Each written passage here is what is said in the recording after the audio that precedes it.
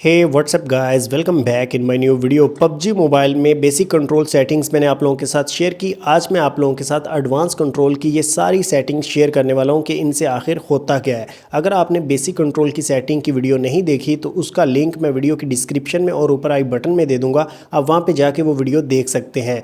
आज स्टार्ट करते हैं एडवांस कंट्रोल की सेटिंग। तो टॉप से यहाँ पर स्टार्ट करते हैं। यूनिवर्सल मार्क, सबसे पहले आपको एक सेटिंग मिलती है जिसको अगर आपने अनेबल रखा हुआ है तो इससे होगा क्या कि आपको ये मार्क का ऑप्शन यहाँ पे मिलेगा जिससे आप इस तरह करके मार्क लगा सकते हैं। लेकिन अगर आप इसको डिसेबल कर देंगे तो ये मार्क का ऑप्शन यहाँ पे गायब हो जाएगा, फिर आप मार्क नहीं लगा सकेंगे। तो इसको हमेशा यहाँ पे आपको अनेबल ही रखना चाहिए।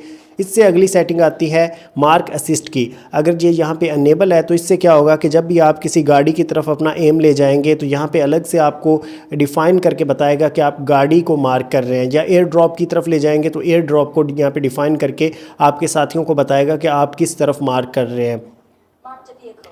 इसके बाद अगली सेटिंग है हेडशॉट साउंड इफ़ेक्ट्स की। अगर जी आपने अनेबल रखा हुआ है तो इससे क्या होगा कि जब भी आप किसी बंदे पे ऐसे फायरिंग करेंगे तो कुछ इस तरह से आवाज़ आएगी।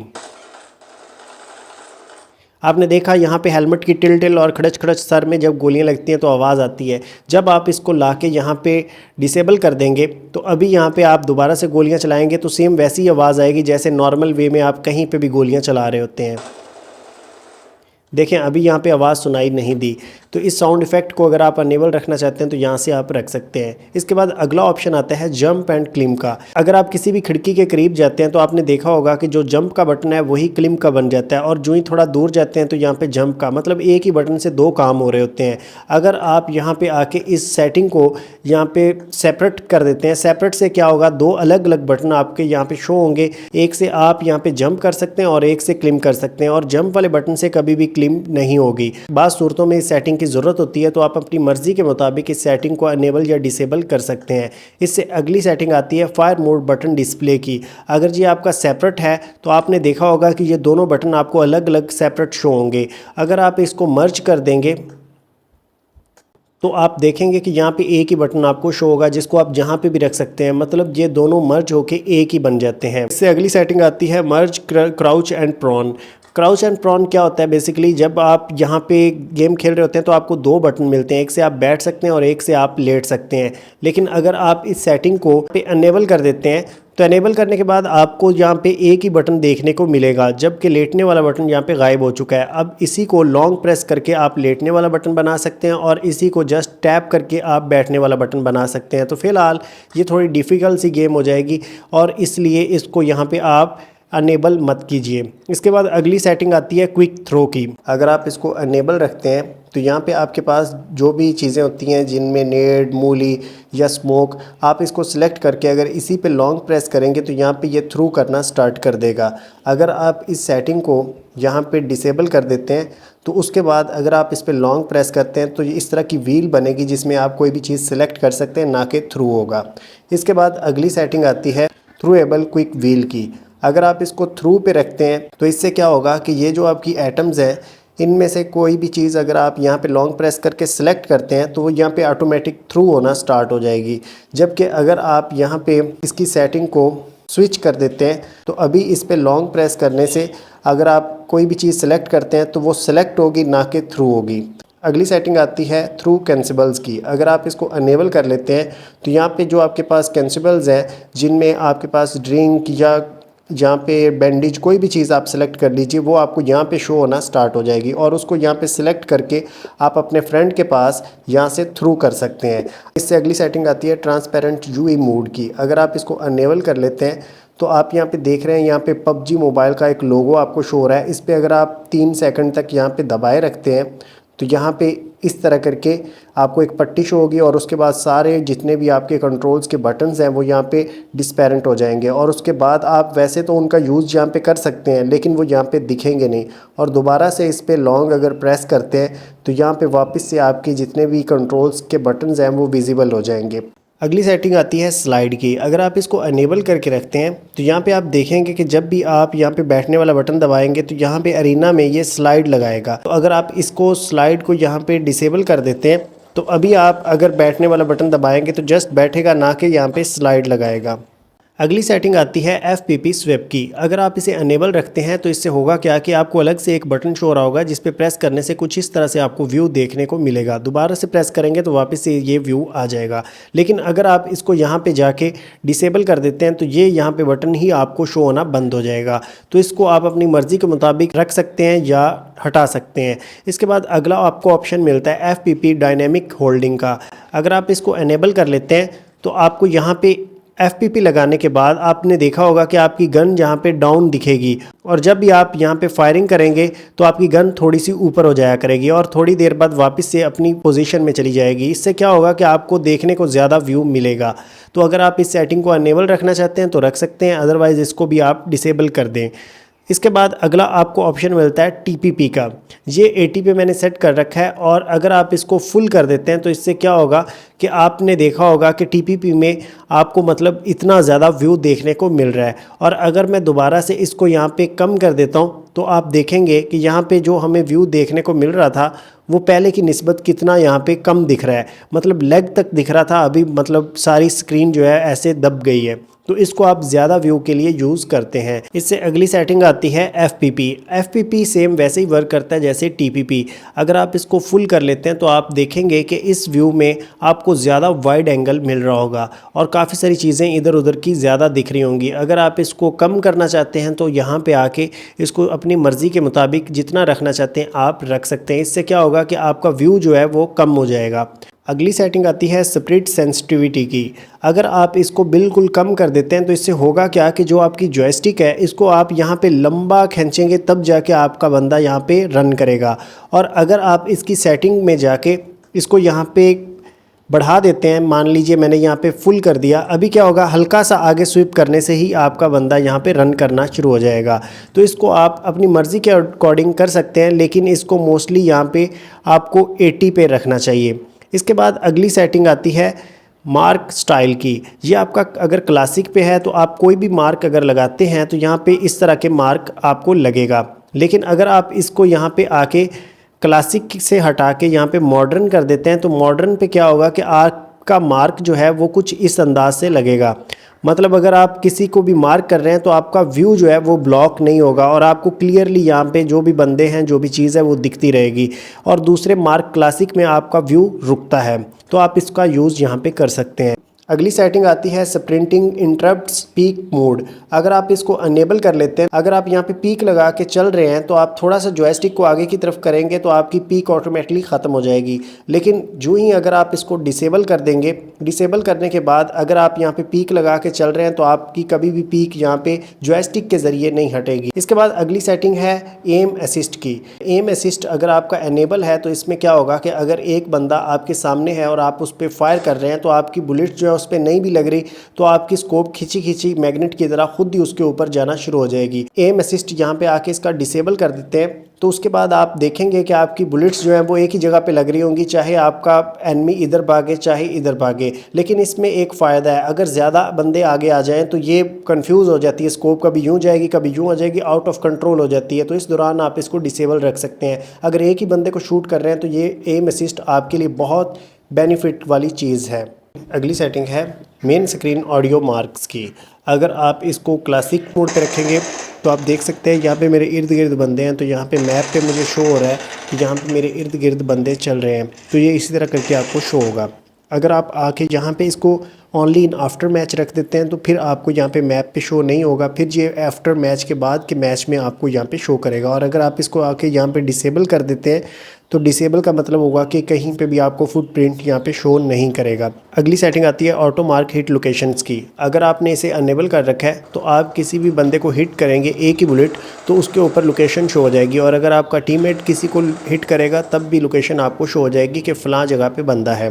तो अगर आपके फ्रेंड ने भी इसको डिसेबल कर रखा है तो आप अपने फ्रेंड्स को भी बोल सकते हैं इसे अनेबल करने की, बहुत काम की चीज़ है। हीलिंग पॉइंट को अगर आप डिसेबल कर देते हैं तो ऐसे में रैंडमली यहाँ पे आपको कोई भी चीज़ शो हो रही होगी। तो यहाँ पे पावरफुल होने के बावजूद भी मुझे यहाँ पे किट शो कर रहा है, जबकि अगर मैं इसकी सेटिंग में जाके इसको यहाँ पे अनेबल कर दूंगा तो अभी यहाँ पे मुझे देखिए यहाँ पे ये ड्रिंक शो कर रहा है ताकि मैं अपनी एनर्जी हील कर सकूँ। तो इसका ये फ़ायदा है कि आपको जिस चीज़ की ज़रूरत होती है आपको वो यहाँ पर ये चीज़ प्रोवाइड कर रहा होता है। अगली सेटिंग है कंटिन्यूसली यूज़ बैंडेज की। अगर जहाँ पे मैं बैंडेज का यूज़ करता हूँ तो यहाँ पे आप देख सकते हैं एक ही बैंडेज लगाने के बाद जहाँ पे दोबारा दूसरी बैंडेज ऑटोमेटिकली नहीं लगेगी। लेकिन अगर आप इस सेटिंग को यहाँ पे आके ऑन कर लेते हैं, अनेबल कर लेते हैं, तो उसके बाद अगर आप एक बैंडेज लगाएंगे जब तक कि आपकी पावर फिल नहीं हो जाती 90% तक, तब तक कंटिन्यूसली बैंडेज लगती रहेगी। तो अगर आप इसको अनेबल रखना चाहें तो रख सकते हैं। अगली सेटिंग है ऑटो ओपन डोर की। अगर आप इसको डिसेबल कर देते हैं तो आप डोर के करीब जाएंगे तो आपको मैनुअली ये गेट ओपन करना पड़ेगा, अदरवाइज़ दरवाज़ा ओपन नहीं होगा। लेकिन अगर आप इस सेटिंग को यहाँ पे आके एनेबल कर लेते हैं तो उसके बाद अगर आप डोर के करीब जाएंगे तो यहाँ पे ऑटोमेटिकली डोर ओपन हो जाया करेगा। वैसे तो यहाँ पे भी आपको ऑप्शन मिल जाता है, लेकिन डिसेबल करने के बाद ये ऑप्शन भी यहाँ पे आपको नहीं मिलेगा। अगली सेटिंग आती है ब्लॉक साइट वार्निंग की। अगर आप इसको अनेबल रख लेते हैं तो उसके बाद अगर आप वॉल के बिल्कुल सामने हैं तो यहाँ पे आपको ये ब्लॉक दिखाएगा कि यहाँ पे आपकी बुलेट नहीं जाएगी। और अगर आप इस सेटिंग को यहाँ पे डिसेबल कर देते हैं तो उसके बाद ये आपको शो नहीं करेगा कि यहाँ पे आपकी बुलेट जाएगी या नहीं जाएगी। अगली सेटिंग आती है हॉरिजॉन्टल स्वीप एक्सीलरेशन। अगर आप इसको अनेबल रख लेते हैं तो ऐसे में आप एक चीज़ गौर करिए, अगर मैं यहाँ से लेके यहाँ तक आहिस्ता आहिस्ता करके फिंगर ले जाता हूँ तो वहाँ से लेके यहाँ तक हमारा कर्सर आया है। और अगर इतने ही डिस्टेंस में मैं अगर अपनी फिंगर को फास्ट मूव करूँगा तो आप देख सकते हैं कि यहाँ से कितना लंबा, मतलब यहाँ तक हमारा कर्सर आ चुका है। और अगर इस सेटिंग को आप यहाँ पे आके डिसेबल कर देते हैं, इसको डिसेबल करने के बाद आप देखेंगे कि यहाँ से अगर हम स्लोली अपनी फ़िंगर को ला के यहाँ तक कर्सर ला रहे हैं और इतनी ही डिस्टेंस में मैं अपनी फ़िंगर को फास्ट भी लाऊंगा तो यहाँ तक ही आएगा, ना कि यहाँ तक जाएगा। तो आप इसको अपनी मर्ज़ी के मुताबिक अनेबल रख सकते हैं ताकि पीछे अचानक से आपके हमला हो तो आप फ़ौरन से पीछे की तरफ मूव कर सकें। इससे अगली सेटिंग आती है होल्ड टू ओपन मैप। अगर आप इसे अनेबल कर लेंगे तो आप अपने मैप पे जब तक होल्ड किए रखेंगे मैप ओपन रहेगा, जो ही फिंगर उठाएंगे आपका मैप फ़ौरन से क्लोज़ हो जाएगा। तो डिसेबल करने से क्या होगा कि मैप पे होल्ड करने से कोई इफ़ेक्ट नहीं पड़ने वाला, जस्ट यहाँ पे टैप करके आप इसे ओपन कर सकते हैं, टैप करके इसे क्लोज़ कर सकते हैं। अगली सेटिंग आती है show through able treasury line. अगर आप इसको अनेबल कर लेते हैं तो आप यहाँ पे देखेंगे कि कोई भी चीज़ अगर आप यहाँ पे थ्रू कर रहे हैं, यहाँ पे बगैर थ्रू किए ही हमें यहाँ पे ट्रेजरी लाइन यहाँ पे शो हो रही है। अगर आप इसको आके यहाँ पे डिसेबल कर देंगे उसके बाद आप देखेंगे कि आपको ये लाइन यहाँ पे विजिबल नहीं होगी। लाइन विजिबल तब होगी जब हम यहाँ पे कोई चीज़ थ्रू करेंगे। इसके बाद अगली सेटिंग आती है ऑटो इक्विप मीली वेपन की। अगर आप इसको अनेबल कर देते हो, इससे होगा क्या कि अगर आपके पास गन है और आपके पास पेन या कोई और चीज़ एक्स्ट्रा में मौजूद है तो अगर आप गन रखेंगे तो ऑटोमेटिक आपके हाथ में पेन आ जाएगा। लेकिन अगर मैं इसको यहाँ पे आके डिसेबल कर दूँगा तो अभी अगर मैं गन वापस रखूँगा तो यहाँ पे कुछ भी मेरे हाथ में नहीं आएगा, जस्ट मैं यहाँ पे फ़ाइट कर सकता हूँ विद हैंड। इसके बाद अगली सेटिंग है डिफ़ॉल्ट मिली वेपन क्रेडिट की। अगर आप पैराशूट से लैंड करते हैं तो आपके हाथ में ऑटोमेटिक मैचिट या डैगर आ जाएगा। तो यहाँ पे अगर आप मैचिट चाहते हैं तो मैचिट पे सेट कर लीजिए, अगर आप डैगर चाहते हैं तो डैगर पे सिलेक्ट कर लीजिए। जब आप लैंड करेंगे तो डिफ़ॉल्ट आपके हाथ में रहेगा।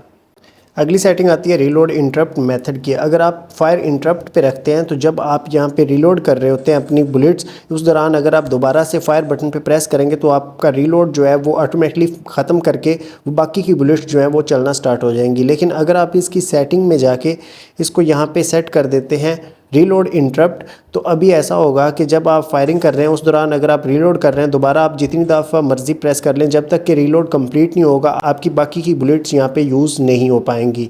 और अगर आप इसको यहाँ पे मिक्सड इंटरप्ट कर देते हैं तो अभी बाज़ औक़ात ऐसा होगा कि आपकी गोलियाँ चल रही हैं और इस दौरान आप यहाँ पे फायरिंग भी कर सकते हैं, मतलब दोनों फीचर यहाँ पे मिक्सड हो जाएंगे। अगली सेटिंग आती है ऑटो जंप की। अगर आपने इसको अनेबल कर रखा है और मैप पे आप कहीं की भी लोकेशन लगाते हैं, ऑटो जंप के बटन पे क्लिक करते हैं तो यहाँ पे आपने जो लोकेशन लगाई है आपका प्लेयर खुद ही ऑटोमेटिक जंप करेगा और आपकी लगाई हुई लोकेशन पे खुद ही पहुँचेगा। नॉर्मल जैसे हम जंप करते हैं और अपनी लोकेशन पे हम जिस तरह से जा सकते हैं उस निस्बत से ये थोड़ा स्लो जाएगा, लेकिन एग्जैक्ट उस लोकेशन पे आपको ले जाएगा। अगर आप इस ऑप्शन को अनेबल कर लेते हैं तो इससे क्या होगा कि आप मैप पे के बगैर ही अगर किसी जगह पे टैप करते हैं तो वहाँ पे लोकेशन आपकी लगना स्टार्ट हो जाएगी, जो कि एग्जैक्ट वहाँ पे नहीं लगती, जैसे कि मैप पे हम एग्जैक्ट लोकेशन लगा सकते हैं।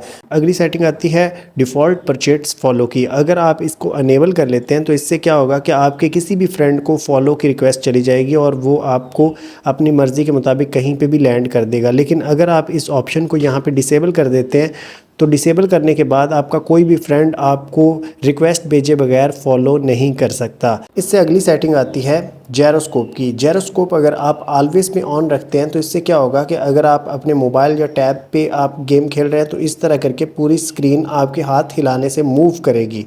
और अगर आप सेटिंग में जाके इसको जस्ट स्कोप ऑन कर लेते हैं तो स्कोप ऑन से क्या होगा कि अभी स्क्रीन आप देखिए यहाँ पे मूव नहीं कर रही है, लेकिन जो ही मैं स्कोप ऑन करूँगा तो यहाँ पे आपकी जैरो यहाँ पे काम करेगी।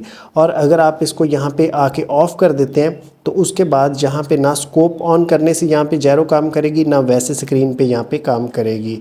और इसको यहाँ पे अगर आप जायरोस्कोप खेलना चाहते हैं तो आप इसको ऑलवेज ऑन या स्कोप ऑन कर सकते हैं। और इसके बाद जायरोस्कोप रिवर्स का एक आपको ऑप्शन मिलता है, जिसको अगर आप अनेबल कर देते हैं तो इससे क्या होगा कि जायरोस्कोप उल्टी हो जाती है और खेलना बड़ा मुश्किल हो जाता है। ऐसे में मतलब आप नीचे की तरफ अगर ले जाते हैं तो स्कोप ऊपर की तरफ जाएगी, ऊपर की तरफ ले जाते हैं स्कोप नीचे की तरफ जाएगी, मतलब उल्टी हो जाएगी। इसके बाद अगली सेटिंग आती है एम फीचर की। इसको अगर आप अनेबल कर लेते हैं तो इससे क्या होगा कि आपको अलग किस्म का यहाँ पे एक बटन शो होगा जिस पे प्रेस करके कोई थोड़ी स्क्रीन जूम हो जाएगी और जब आप अपने बंदे को आगे की तरफ चलाएंगे तो ऐसे लगेगा जैसे स्लो मोशन में खेल रहे हैं, मतलब एम बहुत ही एक्यूरेट एक जगह पे रहेगा। और अगर इसकी मज़ीद सेटिंग्स में जाएं तो यहाँ पे आपको टैप, होल्ड या मिक्सिड का ऑप्शन मिल रहा होता है। टैप से क्या होता है कि आप जब इस बटन को टैप करेंगे तो ये काम में आएगा। यहाँ पे जाके होल्ड पे कर देंगे।